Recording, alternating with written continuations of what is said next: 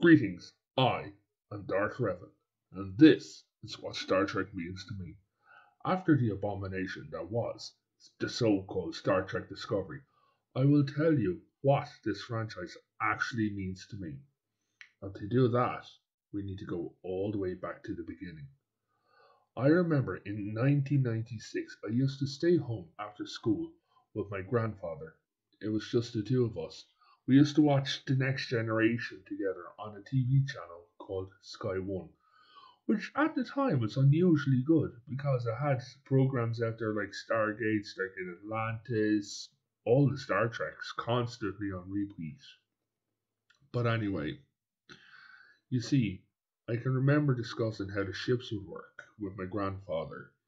We used to go to the beach, we'd talk about different ships, what ships we would fly, different ranks, different uniforms, everything. And then as I got older, we switched from watching TNG together to watching Deep Space Nine. And we watched Voyager. I can still remember how happy my grandfather was at the fact that some of the cast members from TNG had actually migrated all the way over to DS9. Then when he saw Worf, he was so happy that his favorite Klingon, the tactical officer of his favorite starship, was back in Deep Space Nine. That gave him so much joy, and I was just delighted to see more of the stories coming out of Deep Space Nine. As I went to school, I had also found friends who had loved Star Trek as much as me and my grandfather. I remember as a kid we'd run around to the playground playing Borg, which one of us was the Federation and some of us were the Borg. It was basically tag, except when you get caught, you'd have to put your hands out and walk like a zombie because you had become the Borg. Fun times playing Star Trek back then. We'd also play Away Team, which was a game where we'd pretend that we were members from Enterprise, Voyager, Deep Space Nine on an away mission on some random planet somewhere. So, me and my grandfather, both of us agreed that we hated Voyager, except for Neelix, who was just like my great uncle Morris, which gave me and my grandfather so much joy. And it made us laugh so much because we could imagine some of the stuff that Neelix would say coming out with Morris's face. It was funny. But as my grandfather and myself got older, we bonded more and more over stuff like history, sci-fi, geography, some weird conspiracy theories which were just fun ramblings. Stuff which I still hold and I am still interested to this day. After we watched all of these shows, we then decided we watched the movies. My grandfather loved Kirk, but he hated TOS. He said it was the budget and the sets just looked cheap. But in thinking about it, I think that was my grandfather just making fun. It was like that. So after we watched all of the movies, I got to see the brand new Enterprise E and loved it. I decided that was my favorite starship. And so after I had watched the movies and everything and I had seen it, that was it. There was no more movies or anything left for a while. And then I went into the library. I remember one day I went into the library in town, and when I was there, I found this book called The Encyclopedia of Star Trek. Big blue book with all the starships on it. And I ate that book alive. I'd go back and I'd tell my grandfather all the stuff about what I had found in it. and all the stuff that I had seen, new ship information, possible ships, and everything like that. I remember my grandfather didn't realize it at first, but he started to get weaker and weaker. And we heard that there was a new show coming out, Star Trek Enterprise. So, TNG was being replayed on Sky One, and we were watching it, and then my grandfather said to me, "Hey, don't skip ahead on me." And the last episode we watched together was Inner Light. And on July 31st, 2003, he passed away, and he never got to finish watching Star Trek.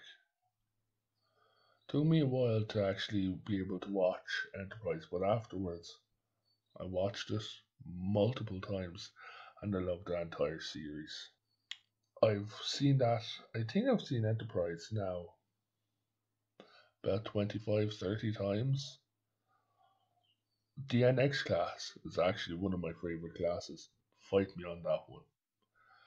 So, you see, my school life wasn't the best. I had problems, things I'm not getting into. I was severely bullied, and I found a refuge from the world with the crew of the USS Enterprise, sometimes Voyager, depending on the episode, and on the space station deep in space. I was a lonely kid, teenager, never found many friends, but every day I could escape the bullshit that I had to go through, from the severe bullying, taunting, and everything like that.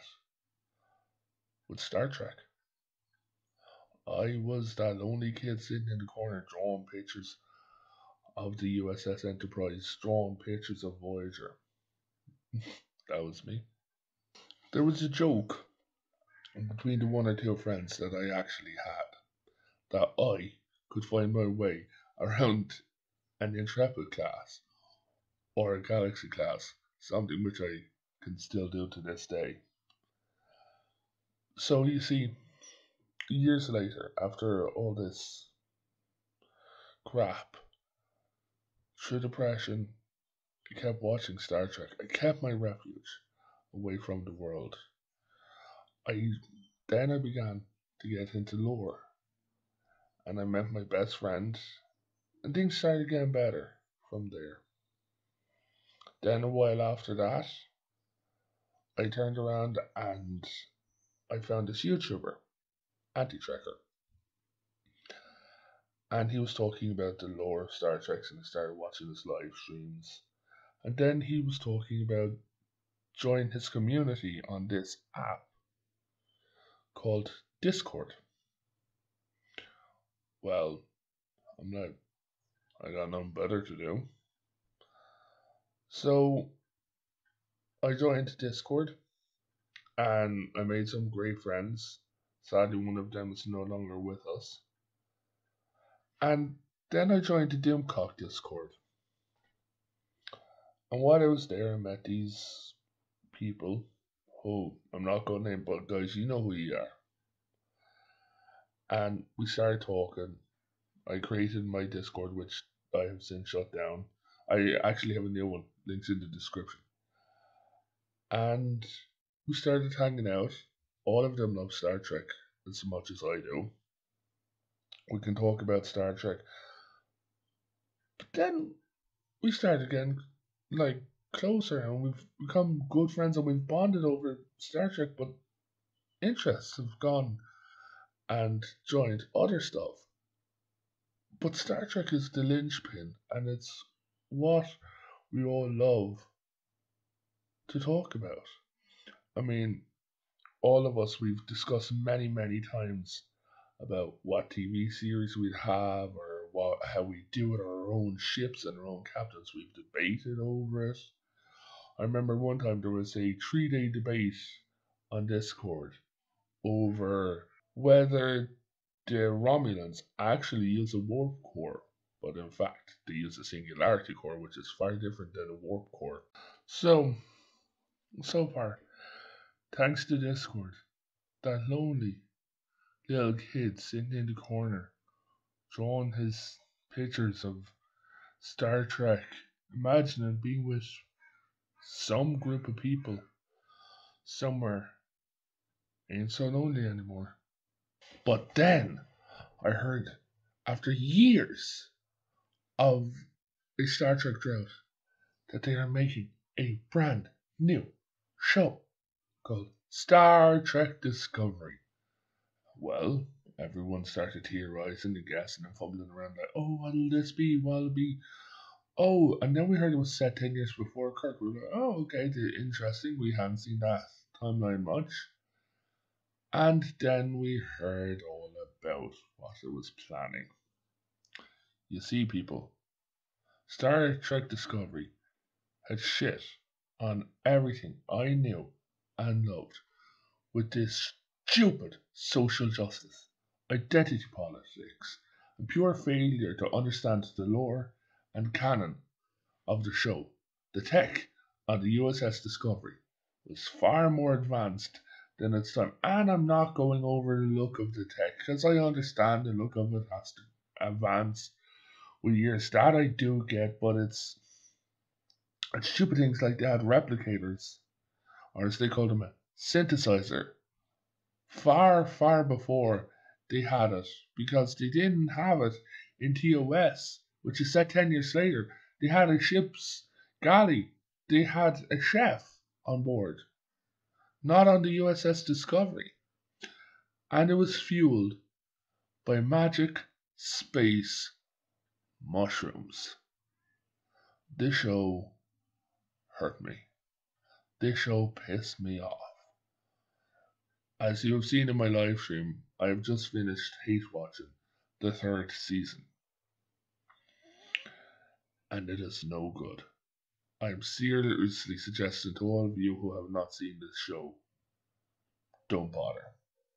A while later, while the travesty of Discovery was going on, I'll admit, I got a little bit excited when I heard to bringing back Captain Picard.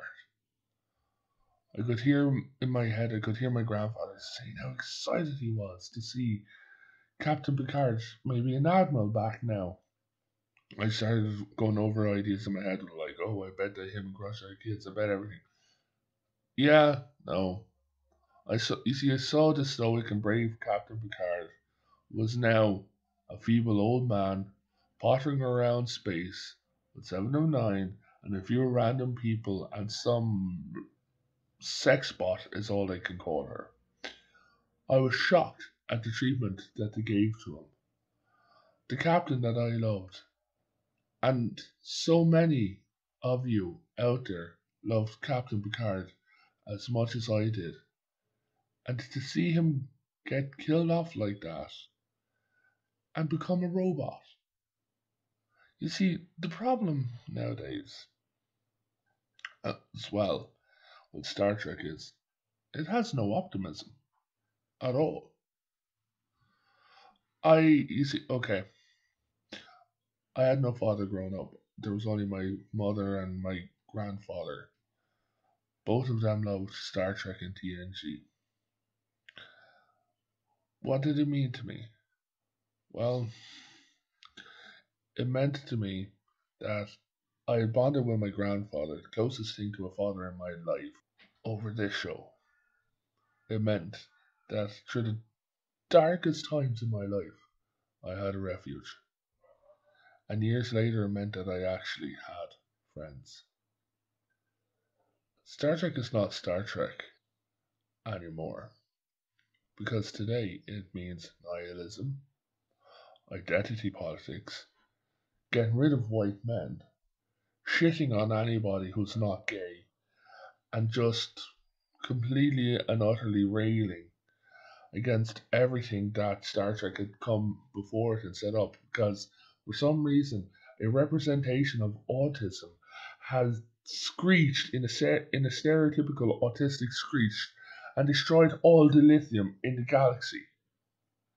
Because that's apparently a thing. There's no hope left in Star Trek with these writers. There's no boldly going forward where no man had gone before. None of that. There's only boldly fumbling sideways to see what identity politics we can screech today. Michael Burnham and Picard, I'm not even going to say Captain Picard, no, just Picard, are some of the most irritating and social justice of all Star Treks out there. If you look at the ratings, they're also some of the worst ones. Star Trek Discovery was bet by The Masked Singer. I hate what these people have done to a show that I grew up loving, needing, finding refuge in, and eventually finding friends. So I'm going to end it on this note. Alex Kurtzman, you will never see this, but if you do, and I mean this from the bottom of the pit where my heart should be, go fuck yourself, Alex Kurtzman. Dart Revan out.